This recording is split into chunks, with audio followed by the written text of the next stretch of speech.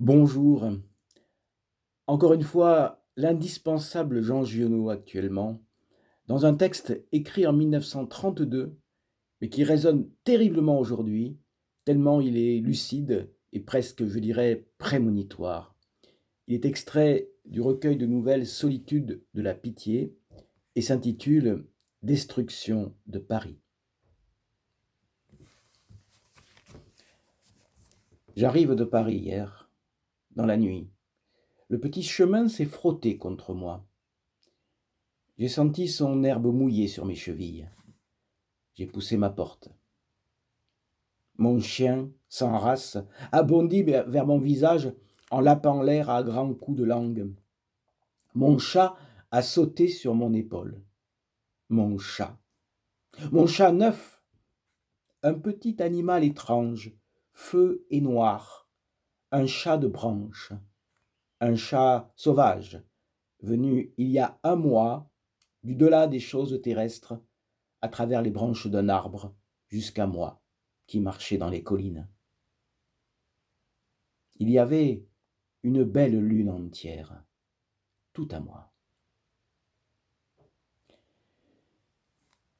Je me souviens de cet homme, rencontré boulevard Saint-Germain. Il venait d'arracher un journal à un marchand. Il avait eu des gestes précis pour ça. Main tendue, doigt preste, un regard pour la pièce de 5 sous, pas de regard pour le journal, et maintenant il courait sur le trottoir, la feuille dans le poing. Il avait un visage tout crispé, des yeux qui regardaient loin, mais avec tristesse, et de la fatigue plein sa bouche. Il courait. Une course d'hommes des villes. Je le suivis de mon grand pas. Je me disais, il est pressé. Où va-t-il? Où? Le but? D'un coup, il s'immobilisa au coin d'un trottoir. Plus de hâte. La fin. Le but était là. Un coin de trottoir quelconque. Pas même quelconque. À côté d'un marchand de fromage. Moi qui ai l'habitude des fumiers campagnards, j'étouffais dans cette odeur de camembert. Je voulais savoir le fin mot. J'attendis. L'homme lisait le journal. Il était toujours triste et las. L'autobus arriva. D'un bond, dont je ne le croyais pas capable, l'homme s'élança. Je le vis à travers les vitres s'asseoir, regarder vaguement son alentour, reprendre son journal. L'autobus démarra sur un coup de timbre. C'est pour cet homme-là que je veux écrire ce soir. Monsieur, mon cher ami, homme, homme avec un grand H, voilà comment je veux t'appeler. Tu permets? Homme, ne cours plus, ne te hâte plus. J'ai vu ton but. J'ai vu ton but parce que j'ai des yeux neufs, parce que je suis comme un enfant, parce que je sais, comme les enfants. Ne cours plus. Tu as pris la mauvaise route. Je t'ai regardé, je t'ai vu. Je sais regarder les hommes, et je ne veux pas croire que le but vers lequel tu courais, c'était ce coin de trottoir dans l'odeur des fromages, ou ce terminus de l'autobus sur une place pleine de boue. C'était ce que tu regardais là-bas, loin, avec tes yeux tristes. Écoute-moi, je vais te dire tout ça à toi, bien doucement. Tu as vu le soir cette pâte phosphorescente d'auto qui tourne sur la place de la Concorde? On dirait que quelque chose brasse cette pâte à grands coups. Ça crie, ça tourne, ça ne lève pas, ça n'a pas de levain. Ça tourne puis ça s'écoule comme de l'eau claire, et ça va croupir dans le fin fond des maisons. Tout ça, toute la ville. Tout Paris se hâte et court comme toi vers le but.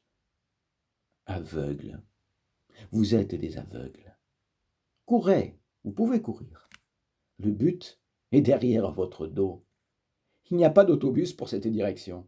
Il faut y aller à pied. Il faut qu'on vous prenne la main et qu'on vous dise « Venez, suivez-moi ». Homme, écoute-moi. Je vais prendre ta main et te dire « Viens, suis-moi. J'ai ici ma vigne et mon vin, mes oliviers, et je vais surveiller l'huile moi-même au vieux moulin, tout enfumé parmi les hommes nus. Tu as vu l'amour de mon chien? Ça ne te fait pas réfléchir, ça? Ce soir où je t'écris, le soleil vient de se coucher dans un éclaboussement de sang. Le mythe premier de la mort du soleil, je ne l'ai jamais lu dans les livres. Je l'ai lu dans le grand livre, là autour. J'étais un peu ennuyé hier matin parce que j'avais 3 pigeons en trop dans mon pigeonnier. 3 ramiers tout fiers et tout roucoulants qui sont venus faire soumission aux grains de ma main. J'ai là, sous ma fenêtre, la fontaine d'une eau que je suis allé chercher à la pioche. C'est ça le but.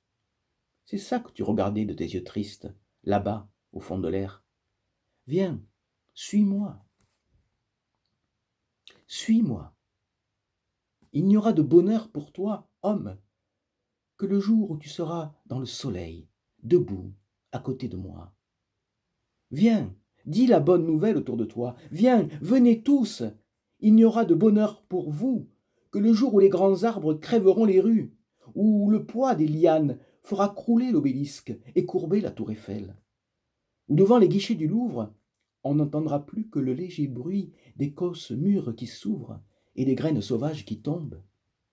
Le jour où des cavernes du métro, des sangliers éblouis sortiront en tremblant de la queue.